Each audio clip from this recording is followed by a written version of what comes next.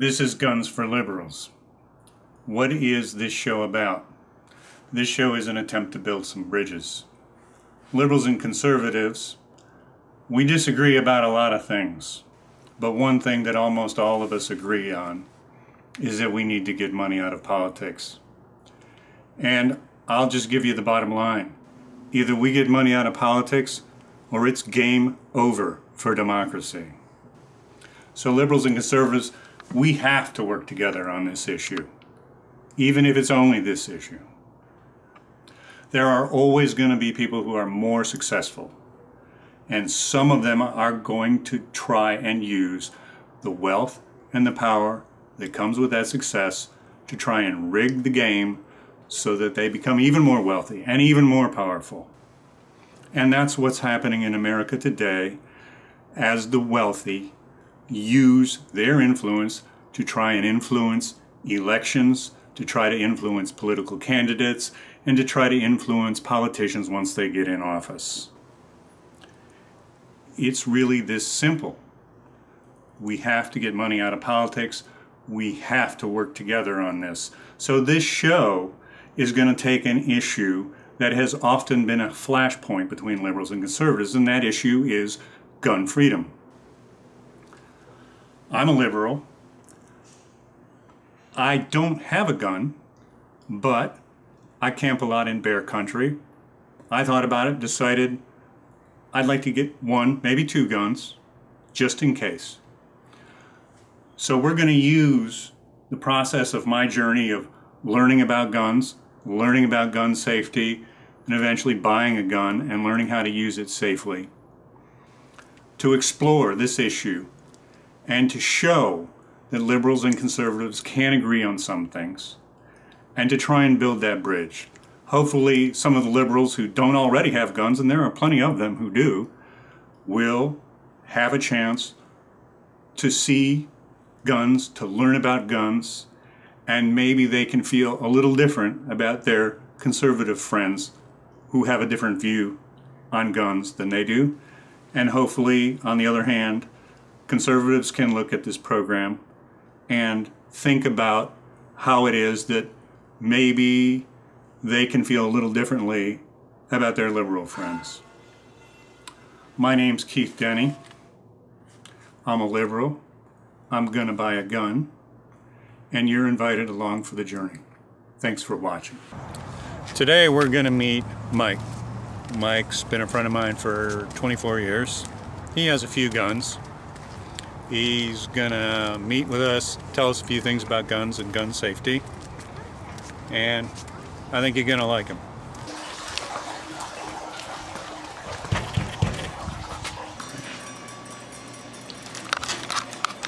Keith!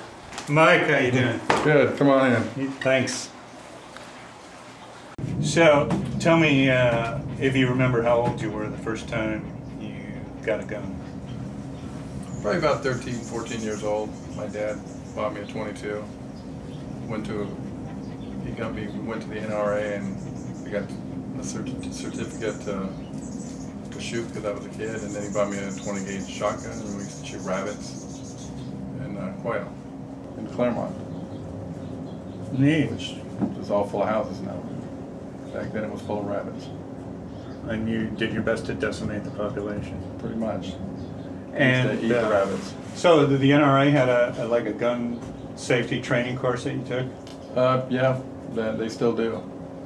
So the first gun was a 22, the next was a 20 gauge? 20 gauge double barrel. Double barrel? Double barrel. You get two rabbits in one shot. How old were you the first time you got a handgun? I was probably in my 20s, early 20s. I got a World War II. World War II was a 38 short Smith & Wesson break open pistol. Neat. So, and part of the premise of the whole show is I don't know much about guns. I've only shot a gun a few times in my whole life. Once or twice when I was a kid at camp, maybe one time when a boyfriend of my mom's took me out somewhere in rural northern Michigan, showed me how to shoot. When I was a young adult in Detroit, most of my friends had guns. One of them let me shoot his gun a couple times. And then the last time I went shooting, you took me to the range, and I think that was probably the gun I shot, was this 45 1911 here. Now I want to get a couple of guns because I camp a lot in bear country, and you know, I have a concern that I don't want to just be sitting there if there's a bear attack. When I've done this shooting, I've not been perfect. I usually break the line on an 8 or a 9. Never broke the line on a 10, and I don't know if that means I'm doing okay for somebody that never shoots, or I would have broke the line on a 10 if I was ever going to be good at it by now. Of course, a bear is a pretty big target, but we talked about this and you observed. Yeah, you need to get a book on shooting bears because you have to hit them in the right part. If it's a grizzly bear, you can't just shoot him in the arms and legs because he's going to make it mad. You have to. So it's important to get an instruction booklet on how to shoot a grizzly before you go out. Stick your gun in his face and start pulling the trigger. So Mike and I have been friends for 24 years. He's a conservative, I'm a liberal, and sometimes I'd swear he gets his ideas straight from Fox News. And I feel like he doesn't get his ideas from Fox News. I don't. The fact that we've been friends for better than 2 decades is part of what this show is about. It shows that liberals and conservatives can be friends, can get along, can cooperate with things. Now, turning back to the reason why I'm keen to get a gun or two, bears. I know there's a lot of research out there showing that pepper spray can be effective in repelling bear attacks. I know there's research out there showing that people with guns versus bears, people don't always come out on top, but grizzly attack, I feel better about having a chunk of lead going a little over Mach 1 to help even things up. So the guns I'm thinking about getting are 44 Magnum and a 12 gauge, which I would slug load, of course. Mike has graciously agreed to show us a couple of his guns. Can you tell us a little bit about these 2 guns? This is a 1911 45 caliber. It was made in, they made them in 1911 was when it was invented by John Browning. This is a newer model, but it's still essentially the same thing. This isn't good for bears. It's great for bears, it's not too good for the person with the gun, eh? It's good for self-defense. It's also used on targets for most of the official, what would you call them, things where they all get together and shoot. Marksmanship things. Competitions. Use 1911s. Okay, this is a 12 gauge shotgun, Mossberg. This is for home defense.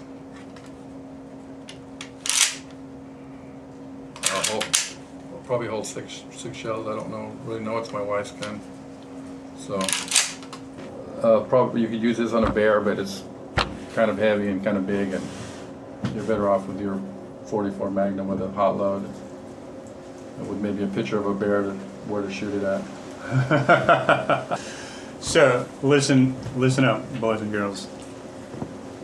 We're all about gun safety here on Guns for Liberals. The first thing we're going to do before certainly I handle these guns is we're going to learn about the safeties, where the safeties are. We're going to learn how to check whether or not they're unloaded. We're going to do those things. Nobody here wants to shoot off part of their body that they might need later. You know, we'd rather not even shoot a hole in the ground or the wall if we could avoid it. Maybe we start with the 1911. Can you show me where the safeties are and how they operate on that? And maybe you want to turn it around that way so that it'll, in the camera it can be seen, or is that where the safety is on this side? It's hard. Yes, the safety's on this side. This is your safety right here. Okay. I'm going to have to disarm it. to check to see if it's loaded, you look in there. Oh, you look down the magazine? Look down the magazine. Yeah, okay. Look in there. Which is empty. Which is empty, that'll tell you it's not loaded. Don't point a gun at anybody you don't want to kill, and you'll probably be pretty safe. So just the most important thing, don't ever point a gun at anybody or anything that you want to kill, because if it makes a mistake and it's not pointed at anybody, then it's not going to kill anybody. So great advice. That's that one. Okay, here in your Mossberg. Mossberg, just look under here. You can put your finger in there. So that's how I know there's no bullets in there. No. Is that a clip that fits in there? No, it's you load it up in the. Oh, I see. So that gradually recesses up the barrel as you load it. Right, but there still could be one in the magazine. So therefore, you open the magazine and look right in there. Okay. Carefully not to point it at anybody while you're doing it. Even if it goes off and blows a hole in the wall, as long as you're not pointing at anybody, nobody gets killed. Now, is there a safety on that, or does it not have a safety? This has a safety on the top. Okay, that's the safety. Or you can also carry these without a round in the chamber. You can carry this one without a round in the chamber. Yeah. Which makes it, you go like that, and it'll put a round in. Okay. So, the next thing I'd like to do here is we'll stand up, and you could show me, if you don't mind, how you would recommend me to hold these guns if we were going to go to a shooting range and actually shoot them. I don't suppose we'd be firing off shotguns in a shooting range, but if we were going to go out somewhere that it was safe and legal to fire the guns and do it. Good enough? Okay. So, now we know these guns are unloaded. We know how the safeties work. Again, let's suppose we're going to go to the range, somewhere legal to shoot these guns, somewhere safe to shoot these guns.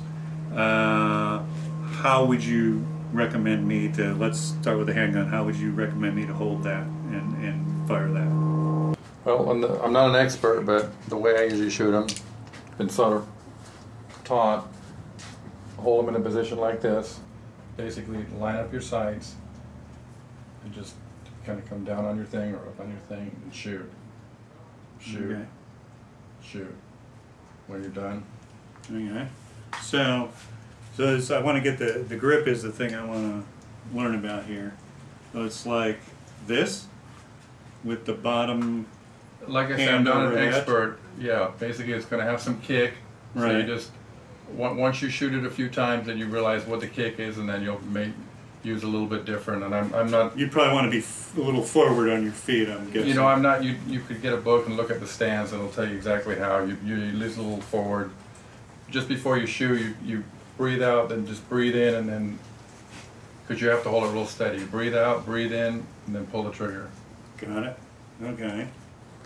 And now, what would you say about the shotgun? The shotgun, never really read a book on this. I'm guessing you just hold it like this. You don't want to hold it like this, it's going to come back and hit you right in the stomach and give you a bruise. You hold it like this, it's going to bruise your shoulder. So basically you hold it, it can come to the side. After you shoot a few, you get to learn if you're using mild rounds, it's very easy. If you use a big heavy duty round, it really hits up back hard. So just do not hold it like that. Okay. Hold it to the side. So then with this Mossberg 12 gauge? 12 gauge. 12 gauge. You're not going to do this because now you're going to have a stomach ache. You don't want to touch the barrel because the barrel gets red hot. Good. See? I'm learning already. And this doesn't have the kind of stock back here where you can get it on your shoulder safely. Right. So you're going to want to have it kind of back here, and again there's probably something optimal to do with your feet, and you're going to want it to go like this when you fire. I'd have to hold it again to see. And you're going to want to keep your thumb off the barrel because that gets hot. Let me hold it again. Yep. Okay, basically like this. So you want to start with almost a straight arm, but not quite. So you're like that, and you got your thing like this. So you're staying away from the barrel. That barrel gets really hot. So you want your trigger hand about even with your hip, just slightly forward of your hip is what we're seeing here. Okay. Okay. I probably had it a You little just touched the forward barrel again. again, so your fingers So are I've already lost that finger about twice now, right? We're down to about, we're frying the bone at this point. Okay? So, like that. And then this is going to be about here. Not up here, but about here. Yeah, probably hold this a little more out there.